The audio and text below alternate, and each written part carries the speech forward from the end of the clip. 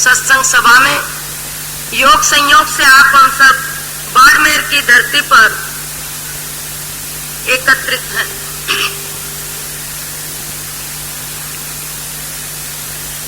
जीवन में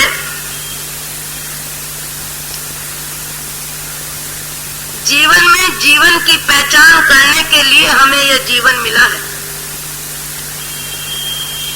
जीवन तो इस जीव ने अनंत काल की यात्रा में सदा ही जिया है, कभी स्वर्ग में, कभी मृत्यु लोक में, कभी पाताल लोक में, कभी पक्षी के रूप में, कभी पशु के रूप में, कभी जलचर जीवों के रूप में और कभी भूमि पर चलने वाले गधे घोड़े के रूप में। जीवन को सदा जिया है, किंतु जीवन को जीते हुए भी जीवन को जाना नहीं। और जिस रूप में जीवन को जाना, जिस रूप में जीवन को माना, जिस रूप में जीवन को पहचाना, उस रूप में जीवन को जीते जीते इस जीव को अनंत काल हो गया, किंतु जीवन का असली स्वरूप, जीवन का यथार्थ रूप जीव ने नहीं जाना। आदि व्याधि उपाधि आसक्ति और अशांति में ही जीवन जीता रहा और शरीर के रूप में अपने जीवन को जाना।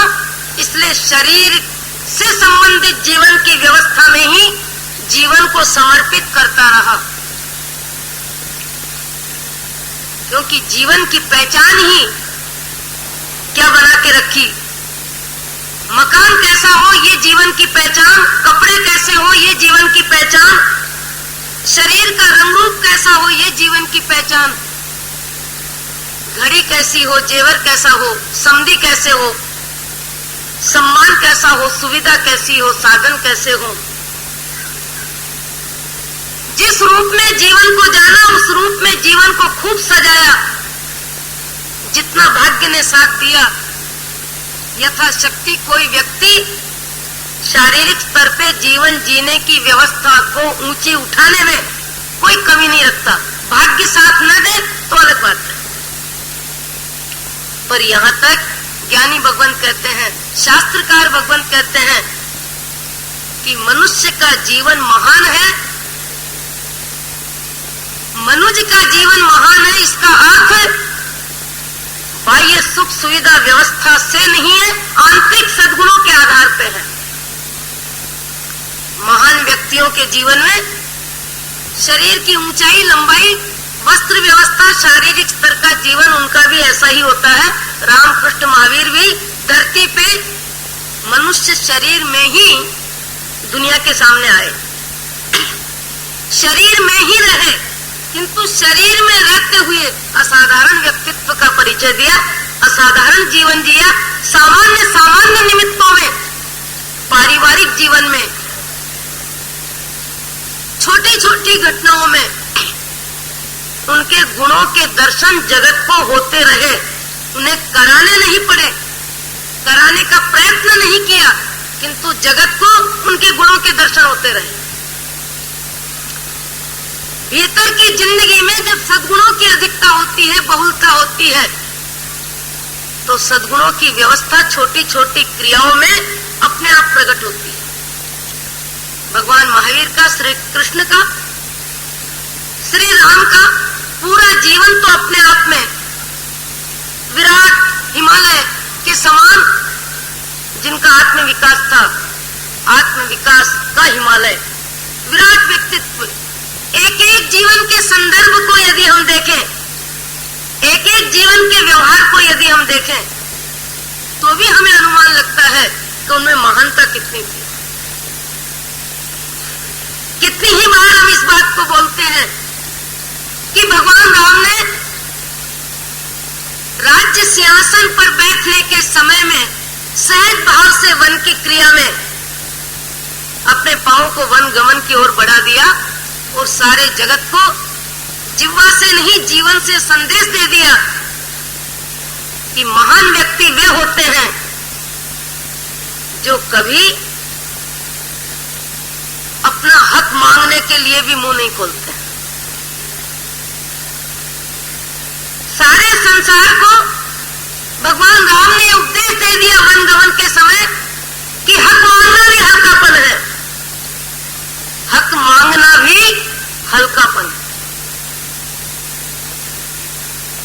और माता के बुलाने पर भाई भरत ने भी जगत को यह संदेश दे दिया, मां को यह कहते हुए कि बिना हक का लूं मैं इतना हल्का नहीं।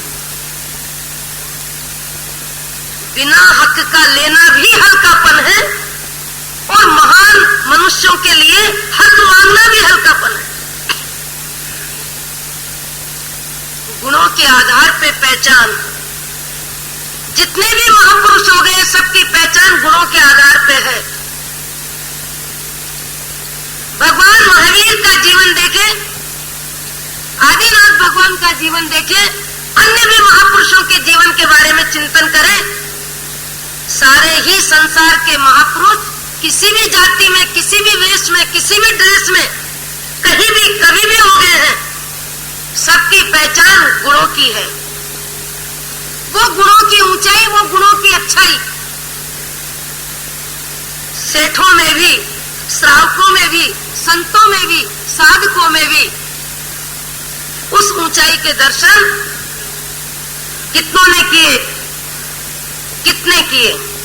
हमको भी वो शरीर मिला है, हमको भी वो मनुष्य शरीर मिला है गुणों के विकास के लिए, सद्गुणों में आगे बढ़ने के लिए।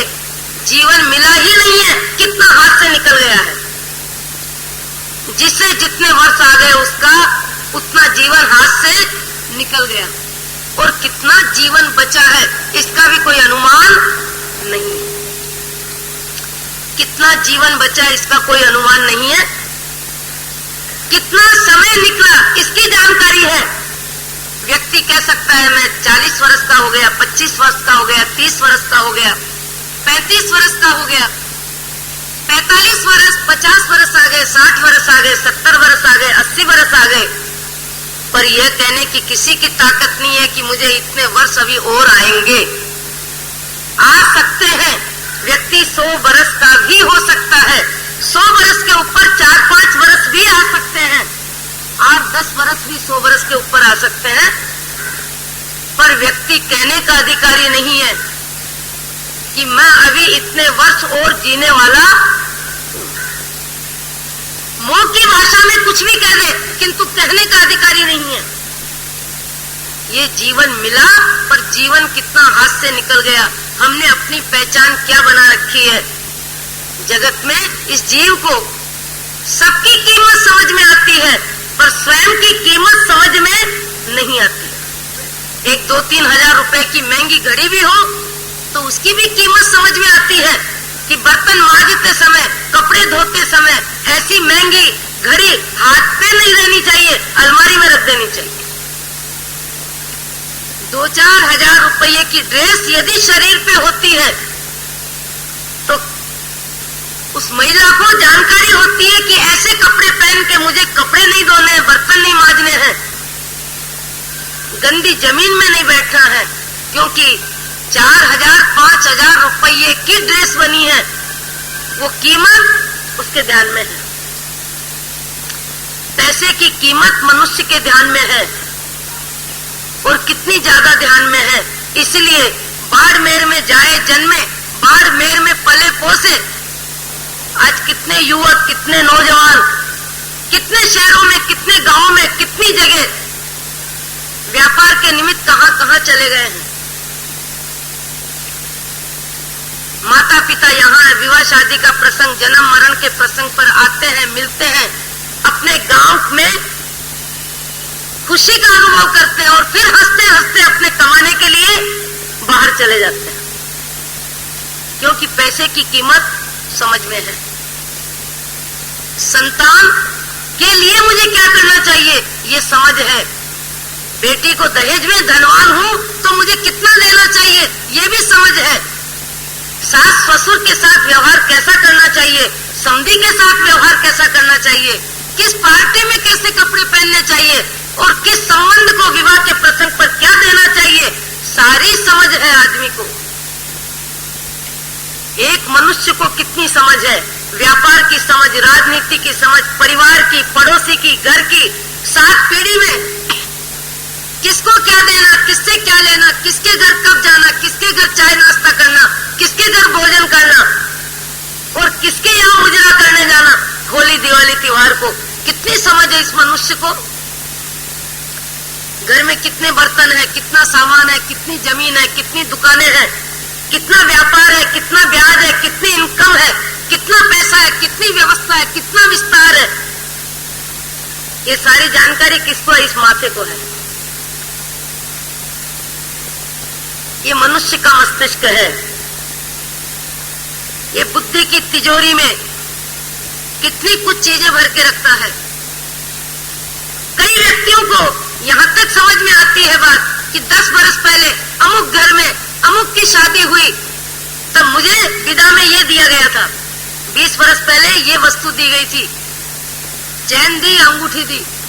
महाराज का व्याख्यान याद हो या ना हो, पर गए वर्ष 8वीं तक पढ़ने वाले को बड़े बड़े थाल बांटे गए थे, ये बराबर याद है। कभी अंगूठी दी गई थी, कभी चैन दी गई थी, और कभी मणिप्रवासी जी की तरह बेचैन कर दिया गया कि जाओ खाली खाओ। अभी कई व्यक्तियों को ये बेचैनी है, कहाँ इतनी दूर बैठा दिया, कहाँ इतनी दूर बैठा दिया, क्यों वहां बैठ गए, हम बूढ़े ठाड़े लोग कैसे आएंगे।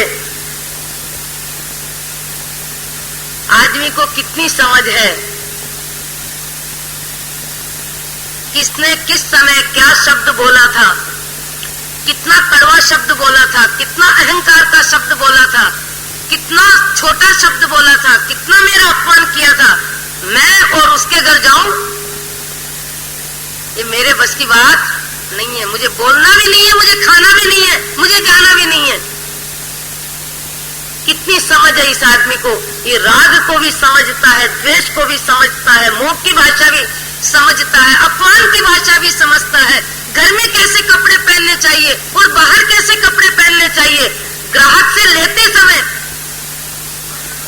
कैसे बात करनी चाहिए, खरीदी के समय कैसे बात करनी चाहिए, बिक्री के समय कैसे बात करनी चाहिए, दूसरों की जेब के नोट अपनी जेब में डालते हुए कैसी भाषा बोलनी चाहिए, स्वयं विश्वासघात करे तो कैसे विश्वास की भाषा बोलनी चाहिए, और दूसरा कोई विश्वासघात करे तो उसको समझने के लिए कितना चकोर रहना चाहिए। ये काले माथे का इंसान क्या नहीं समझता, कितना कुछ समझता है, दुनिया की कीमत करता है। ये वस्तु लो इस भाव आएगी, ये वस्तु लो इस भाव आएगी, इसमें 2 रुपए का मुनाफा है, इसमें 2 रुपए का नुकसान है। इसको 500 रुपए की भी कीमत है, 5 रुपए की भी कीमत है, 5 पैसे की भी कीमत है। एक रुमाल यदि सत्संग सभा में भूल जाएगा तो आधे रास्ते से आ जाएगा। 10 रुपए के रुमाल की भी कीमत है, पर अपने जीवन की कीमत इस जीव ने आज तक नहीं जानी कि मेरे जीवन की कीमत क्या है, मेरे सांसों की कीमत क्या है, मेरी वाणी की कीमत क्या है, मेरी आंख की कीमत क्या है, मेरे कान की कीमत क्या है, मेरे दांत की कीमत क्या है और मेरी आत्मा की कीमत क्या है। नर तेरा चोला रत्न मोला, इसकी क्या कीमत है। शरीर की कीमत खूब समझी। कभी व्यक्ति लंबाई पे मुस्कुराता है, कभी मोटाई पे मुस्कुराता है। कितनी समझ है। पर मेरा यथार्थ जीवन क्या है, वास्तविक जीवन क्या है, ये जन्म क्या है, ये मृत्यु क्या है, ये संयोग क्या है, ये वियोग क्या है, ये दुख क्या है, ये सुख क्या है, ये जीवन कैसा कड़वा करेला है, घड़ी भर का मेला है। कब हंसने का निमित्त मिलता है, कब रोने का निमित्त मिलता है। वही माँ बच्चे को पुचकार के थपथपा के दूध पिला के सुला देती है, और वही माँ क्रोध आने पर 2 तमाचे जड़ देती है। वही पति कितनी प्यार की भाषा बोलता है, और वही व्यक्ति कहता है घर से निकल जा। भावों की विविधता, भावों की विचित्रता, ये कैसा जीवन है। कभी जीवन की परिभाषा के बारे में विचार किया, कभी विचार किया ये बचपन क्या है, ये जवानी क्या है, ये बुढ़ापा क्या है। बुढ़ापा कभी आने के बाद जाता नहीं, और जवानी कभी जाने के बाद आती नहीं। आज आपको मेरे को किसी को भी अपना बचपन देखना हो तो कोई फोटो में ही देख सकेगा, किंतु इस शरीर को बचपन के रूप में कोई किसी को दिखा सकता है? किसी समय बचपन था, बचपन की यादगार होगी, बचपन की फोटो होगी, बचपन के संस्मरण होंगे।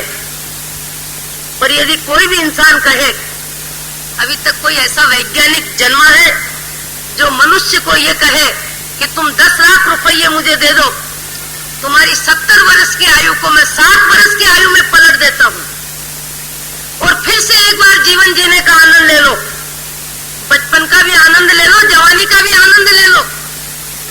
कोई ऐसा वैज्ञानिक किसी भी देश में हो गया हो कि 70 वर्ष के व्यक्ति को 60 वर्ष की आयु में यदि बदल देता हो तो फिर से बचपन के दर्शन कई करोड़पति करने के लिए तैयार हो जाएंगे कि फिर से मुझे बचपन के रूप में मौका दो, क्योंकि नासमझी में जीवन जी के 70 वर्ष पानी में गए, अब समझदारी का जीवन जीने के लिए फिर से मुझे 60 वर्ष का होना है और भले 70 लाख दे दूं। कई माई के लाल ऐसे करोड़पति होंगे संसार में जो 70 लाख रुपये 60 वर्ष की आयु के लिए दे सकते हैं।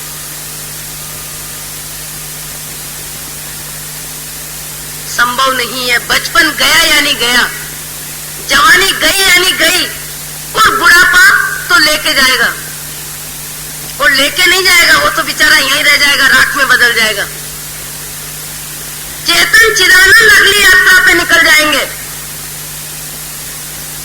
चेतन चिदानंद विनाशी शरीर में अविनाशी में आत्मा हूं, ऐसी अपनी पहचान करने के लिए हम मनुष्य बने हैं। मैं अविनाशी आत्मा हूं, मैं अजर अमर आत्मा हूं, मैं अजन्मा आत्मा हूं, मैं शाश्वत हूं। बचपन में भी था, जवानी में भी हूं और बुढ़ापे में भी रहूंगा। बचपन में भी था, जवानी में भी था और बुढ़ापे में भी हूं, क्योंकि मैं बचपन को भी जानता हूं, जवानी को भी जानता हूं और बुढ़ापे को भी जानता हूं।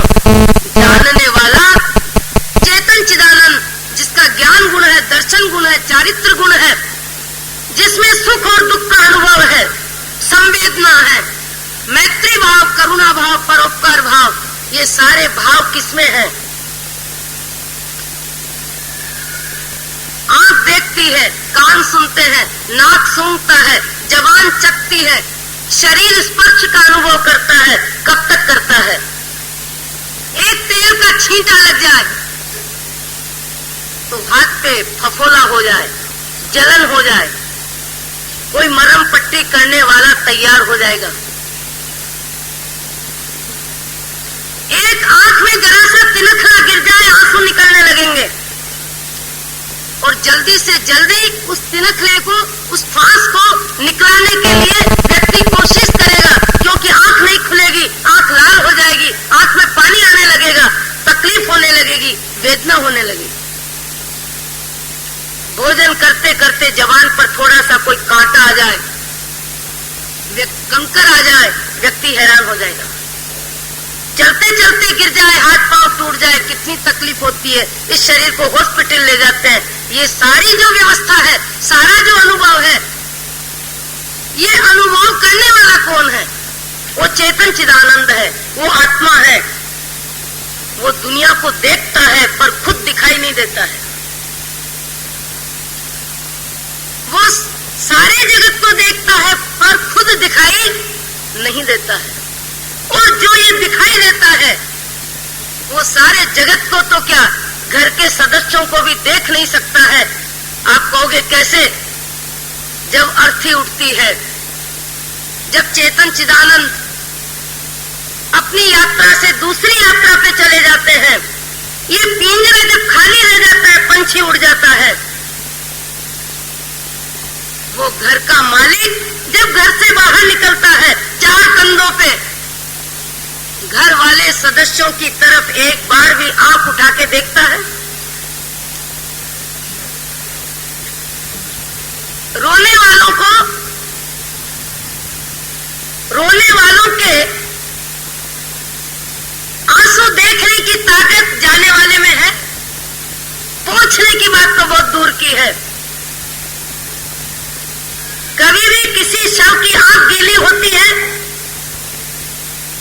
2-2 पैसे के लिए दुनिया भर का पाप करने वाला, लाखों रुपये का संग्रह करने वाला, तिजोरी में, जमीन में, व्यापार में जमा करने वाला, सारी जिंदगी की कमाई को छोड़ के जाते समय एक आवाज भी देता है अर्थी में से कि देखो ठीक से संभालना, मैंने बड़ी मुश्किल से खून का पानी करके पुण्य को पाप में बदल के करोड़पति कहला के जा रहा हूं। करोड़पति कहलाना अलग चीज है,